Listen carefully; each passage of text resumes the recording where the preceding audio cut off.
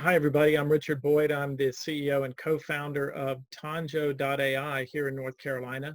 And I'm pleased today to be joined by our CTO, Ken Lane, and our Director of Marketing, Will Jarvis, to talk to you about the North Carolina machine learning brain that we've built together with the systems office here, and sort of an overview of the objectives that what we're trying to accomplish together with that, and why it's so revolutionary. And then we'll give you a demonstration of some of the initial functionality and talk a bit about where we want to go with it. So if you're seeing this video, you probably have already heard a little bit about this. We're now almost 2 years into the process of teaching a machine learning system all about the knowledge and best practices of higher education in the community college system in North Carolina. And we really are thinking about what sorts of implications that has. We started when we first started talking about this 2 years ago, talking about Xerox PARC, if you remember that from the 60s. And that's where we got the laptop computer and the first mouse and the Windows operating system interface that we're still using today. The implications of being able to have really smart people capturing knowledge and best practices and sharing it together in a really concentrated way, and what you can achieve with that. And what if we could achieve something like that here in North Carolina by making sure that at least initially among the 58 community colleges we have here, when something new is learned or a best practice is identified, especially around new areas, how you actually make sure that that knowledge is captured, is able to be found, and then can be reused. So that's generally the idea. I'm going to start a quick little presentation here just to talk through some of these basic ideas for those who are learning about machine learning for the first time. Hopefully you're beginning to see my screen, and bear with us. We are if you're seeing this at a later time, we're in COVID sequestration time here. So we're doing this remotely to make sure that we get some of these ideas across to you folks who might be seeing this also remotely in your pajamas at home while we're all managing our way through this. But one of the reasons we wanted to get this out to you is we think this is a very exciting opportunity to rebuild and take advantage of these technologies to make sure that we don't miss a beat here in North Carolina in our economic mobility growth, our job growth, and all of the objectives of making a better and brighter North Carolina. So first of all, just without going into too much detail, the team that we have here in North Carolina has been around for quite some time. We've formed a number of companies in this area, most of them in computer gaming, but also working with when Lockheed Martin bought our little company here in Cary, North Carolina. We took some of our game capability and AI capability and took it there to build simulations. It's there that we learned about the new developments around 2009 in machine learning and how fast it had developed. And we really had this sort of awakening, this understanding that in the 21st century, and this is our overall thesis statement here, in the 21st century, the most important thing to understand or get right is to achieve the right balance between humans and machines to optimize outcomes, whatever that is. It's as true for the military as it is for our healthcare system, as it is in education, for government, for individuals even. And if you're following the advances in AI today and watching autonomous vehicles begin to emerge and other areas of endeavor, you realize that it's starting to affect all of us, right? And our job here is to make sure that North Carolina is not just on the cutting edge of it, but that we're preparing ourselves for this future that's coming up upon us very fast. But it's about balance. We don't think the machines are going to take over, but what we're looking for is, and what we think everyone should be doing, is constantly scanning the activity in your college, for example, or in this case across all 58 community colleges, and figuring out, what should humans be doing with their effort and their attention, those two things, and what should we be turning over to automation to make sure that we optimize the outcome. In this case, whatever you're optimizing for, whether it's, I think we all have the same objectives of student success, economic mobility for the people of North Carolina, all the original mission statements of the community college system. That's what we care about. And what you see here is we're trying to apply it to healthcare, education, a lot of different areas, but we're going to focus in on what we are talking about here in North Carolina.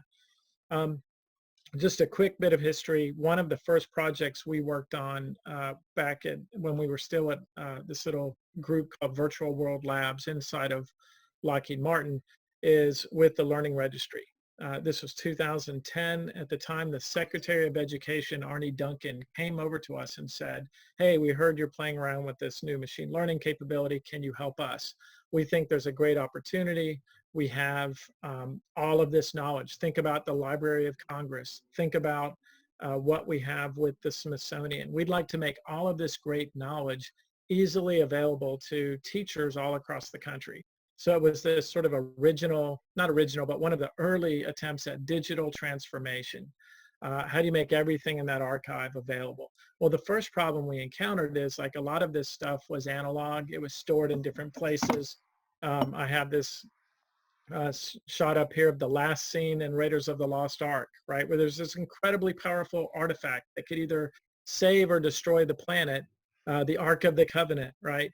And a clerk has tagged it, trying to be helpful by saying it's an Ark thing, and is putting it into this massive warehouse, undiscoverable, not transparent to inquiry. How do you make sure that this incredibly powerful thing that has been gained can be used by everybody so they don't have to either recreate their own or might be trying to do something without even being aware that this powerful thing is available to them. That's the big problem with knowledge today, is that everybody's got knowledge, everybody's got big data, but how do you make sure that the knowledge that you've invested in your organization, when you send your faculty and administrators and folks out to conferences, they come back with new material, new ideas.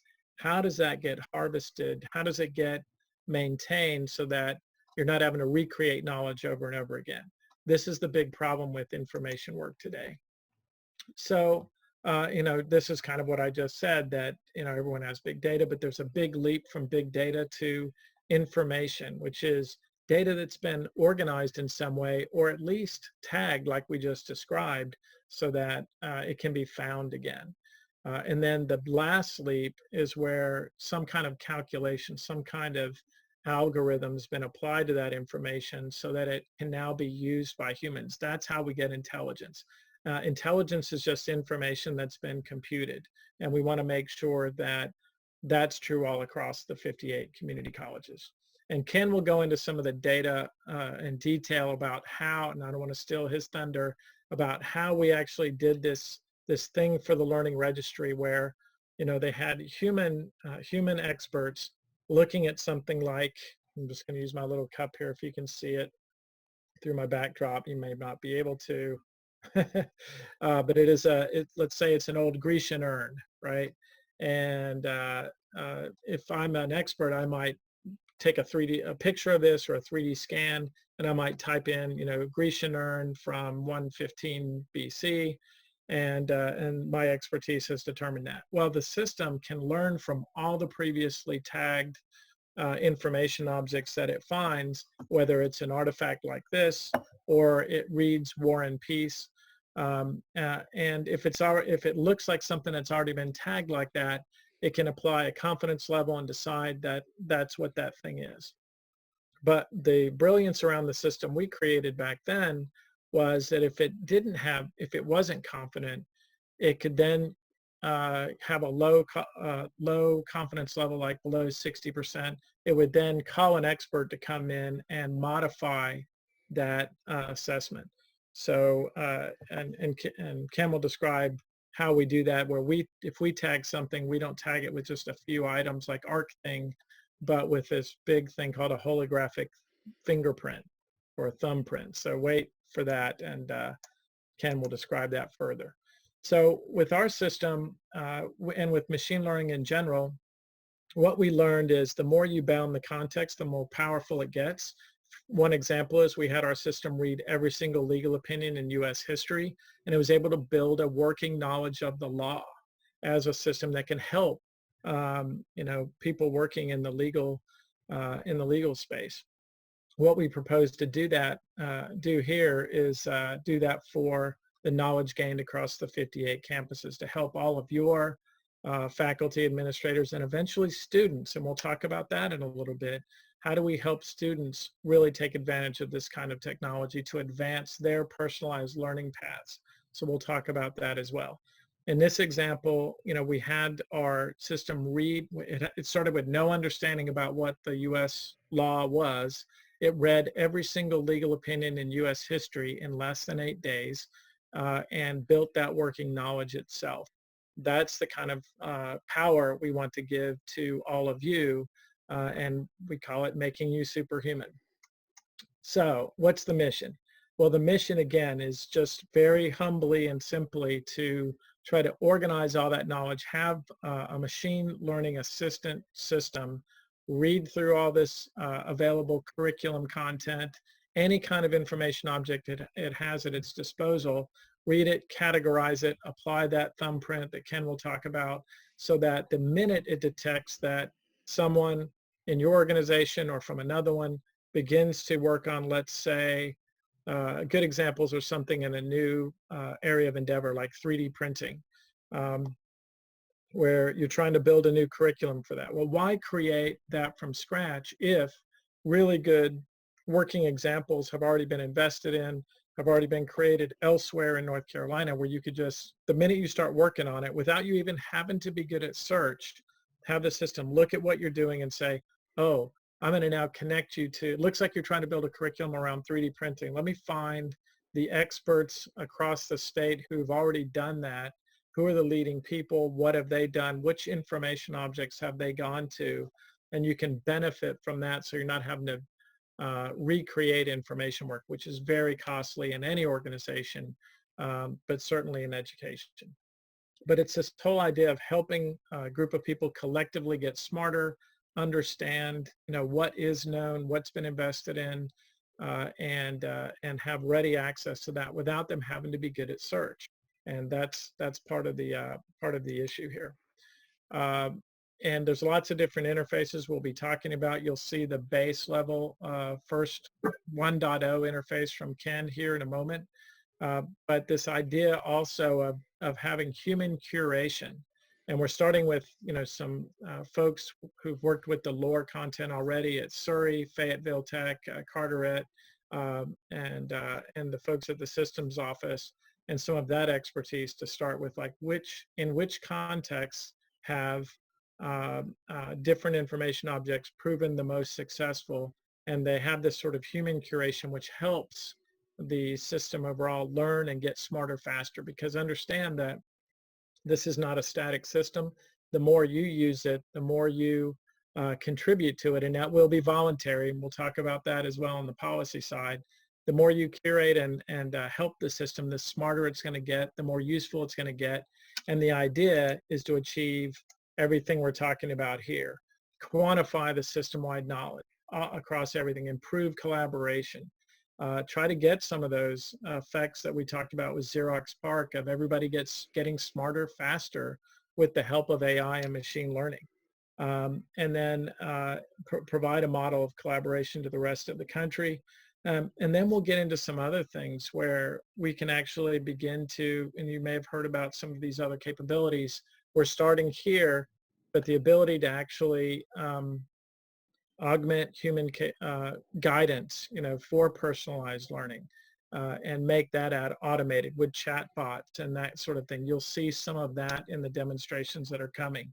So just bear in mind what we're sharing with you today is the very beginning, the tip of the iceberg, the way we're going to forge a better future for North Carolina. I'm excited that you're listening to this and you're going to be part of it, and it's going to be a fantastic journey, and I appreciate your attention today. So what I'd like to do is give a demo of the NC Brain machine learning system for helping teachers to find learning objects that belong in courses, and that mechanism is being shown integrated into a sandbox Moodle instance. Thank you, Surrey Community College.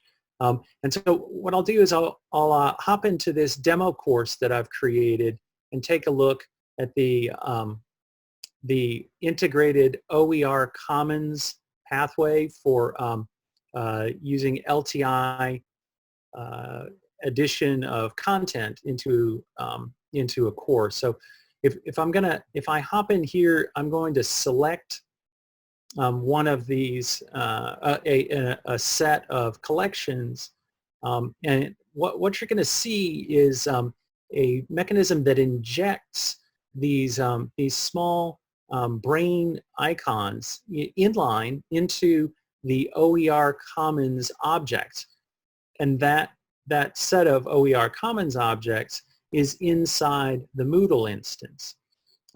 Now, the idea is that these learning objects, instead of using the search mechanisms that are present there, you can use both the built-in search mechanisms, but you can also wade into the power of machine learning to enhance your ability to take a look at the kinds of learning objects that belong in your courses. So if I click on any of these, it's going to open up this interface, and I'll show you the NC Brain interface. Let's wade into it a little bit.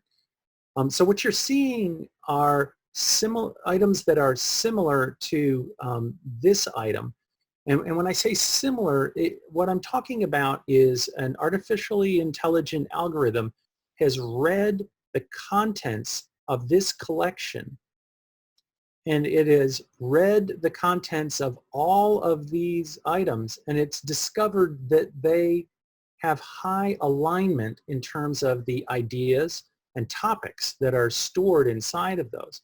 And so just by clicking on this little brain, this NC Brain, I'm able to explore much more widely within the context of this element. And so this list of similar items, I can drill down into the details of any of these, reading more about them, but I can also kind of follow this object. If I say, you know, this is the right idea, I can follow that detail, that course or learning object deeper down the rabbit hole and find the corresponding set that belongs with that. And this is going to update akin to a mobile application. You know, think of something like Facebook where there's a snappy interactive experience.